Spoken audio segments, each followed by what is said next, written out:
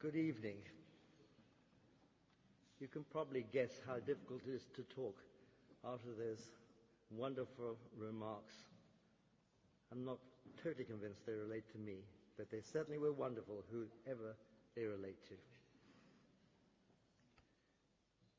I'm honored and delighted to receive the Pritzker Prize for Architecture. First, I must say that I accept it, not for me alone, but for the community of designers who have inspired me and collaborated with me through the years. I want to thank Ken Livingston, Lord Palumbo, Tom Pritzker for their praise and for the great contributions that they and Cindy Pritzker and the family have made to architecture and the arts.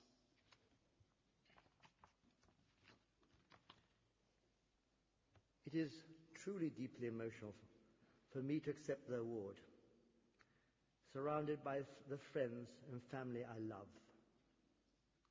In the banqueting hall of Inigo Jones, a building that marks the first flowering of the Renaissance in Britain, and a truly revolutionary building in its time.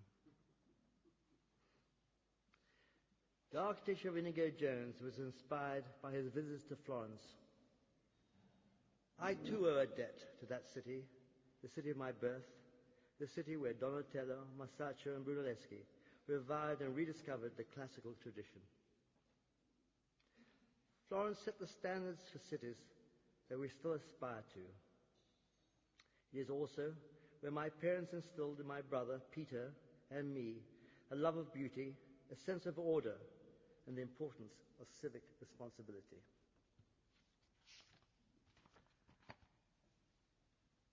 Cities are the heart of our culture, the engines of our economy, and the birthplace of our civilization.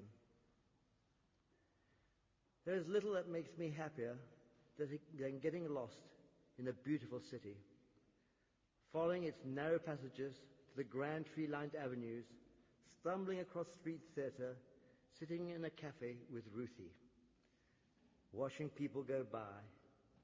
This is my idea of heaven. But cities do not just happen. They are made.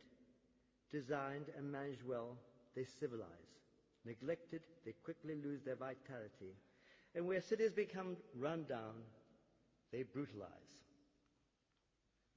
There are neighborhoods and cities all over the world that lie derelict because the wealthy and skilled have moved out, leaving behind only the poor. The people who have no choice in desolate and fearful spaces.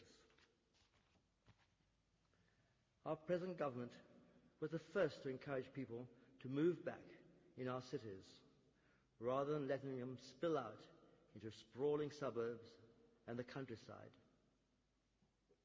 John Prescott, a powerful leader, and the man who created the Urban Task Force, which I chaired, helped start this urban renaissance. I'm sorry that he's not here this evening. I hear he's not well. I'm proud to be a citizen of London. I'm awed by our great parks and by the beautiful Thames, and I rejoice at London's human scale, at the vitality of the South Bank, and at Wren's Royal Hospital, which I see every morning from my home. Under our brave and visionary mayor, Ken Livingston, London has a growing population, economic success, and a progressive outlook. To me, the city has never been more exciting than it is now.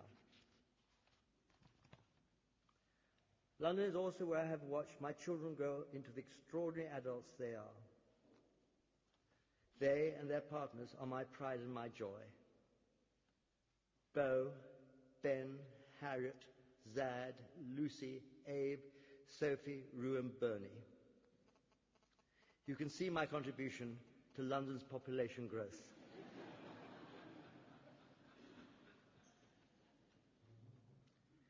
All of them play their parts as citizens too.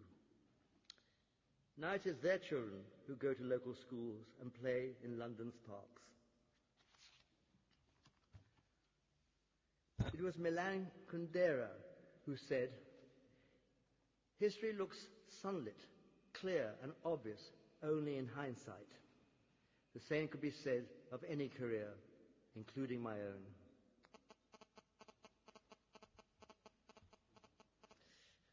Looking back, I realized that it is the people I have worked with, not just architects, but enlightened clients and brilliant engineers like the late Peter Rice, who have taught me the most. Norman Foster has been an inspiration and a close friend since the first day we met in Yale in 1961.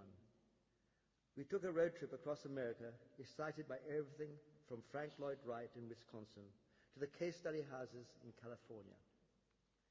Fueled by Norman's intellectual rigor, we passionately discussed everything we saw, forging an architectural language that has evolved through my career.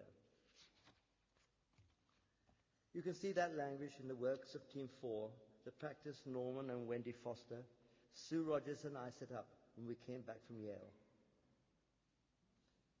Our architecture was born of social change and the excitement of new technology, which could create buildings that were legible in structure and flexible in use. As technology developed, we opened up the possibility of realizing these forms on a larger and more complex scale. But the fundamentals have remained constant. One of those fundamentals in my life and work has been John Young. We have worked together on every project. His love and understanding of the process of construction, the quality of materials, and the beauty of design makes him unique. The Pompidou Cultural Center in '71 gave me the good luck to work with Renzo Piano. Renzo is a brother to me, a constant source of inspiration, fun, and friendship. Hardly a week goes by without us exchanging ideas. In the universe of architecture, he is a true poet. The Pompidou was our first major commission.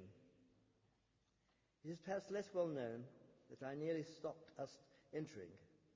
Fired by the political tumult of the late 60s, I wrote a memo arguing that we should not get involved in anything as elitist as a Center for Culture commissioned by a president.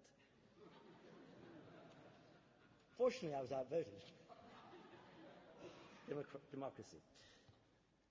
You can imagine our excitement at winning a competition of that scale.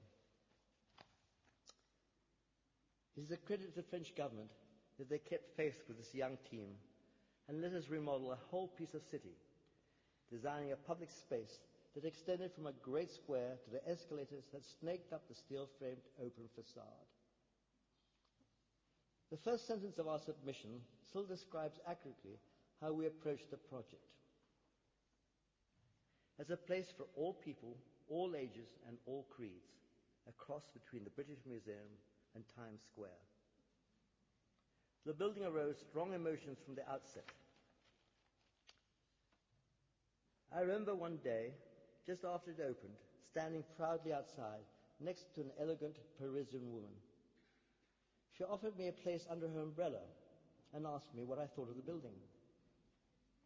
I proudly told her I was the architect. She paused, looked at me, and then hit me over the head with the umbrella.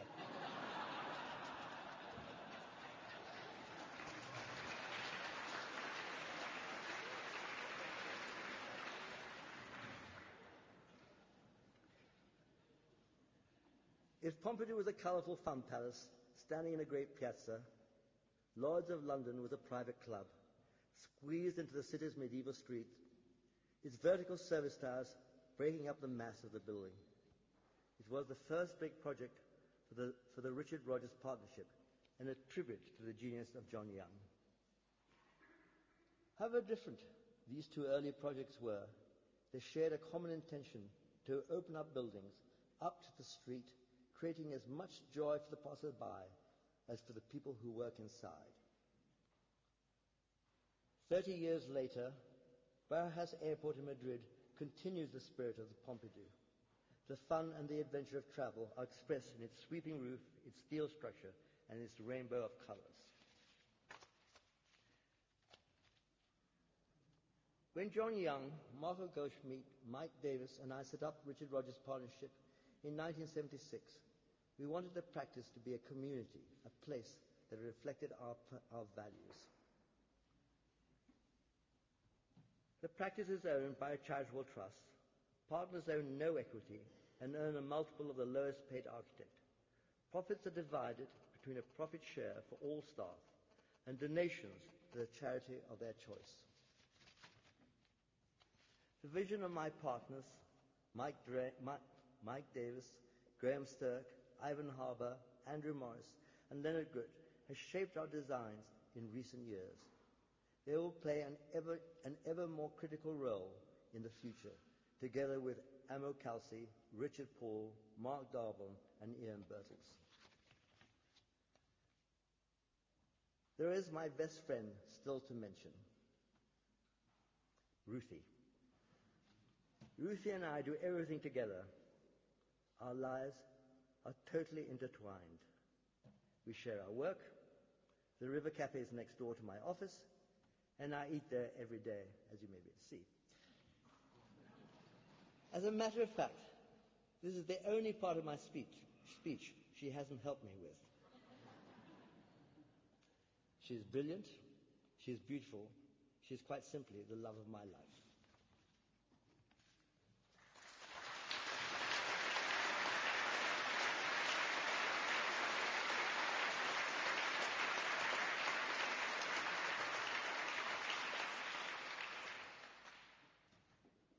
I have always believed that a humane and progressive architecture is one that creates beauty out of function, not just for the sake of beauty in itself, but because beautiful buildings and public spaces help people achieve their potential as citizens as well as individuals. Architects cannot be apolitical. We have a duty to engage. Today, there is a new architectural imperative, not just to complement the urban environment, but also to respect the global environment. Neither architects nor anyone who is concerned about the future can ignore the effects of climate change, nor the widening gulf between rich and poor. Both are destabilizing our already fragile world, triggering conflicts from Darfur to Iraq, wasting human potential and tragically destroying human lives. We know what needs to be done, and we are finding the tools. We can create a new renaissance, where civic and environmental responsibility come together, embodied in the work of planners and architects. These are the challenges that face my practice as we begin a new chapter as Rogers, Stirk, Harbour and partners. We are committed to playing our part. I'm excited at the prospect, and I'm humbled by the honour bestowed on me tonight. Thank you. Thank you very much.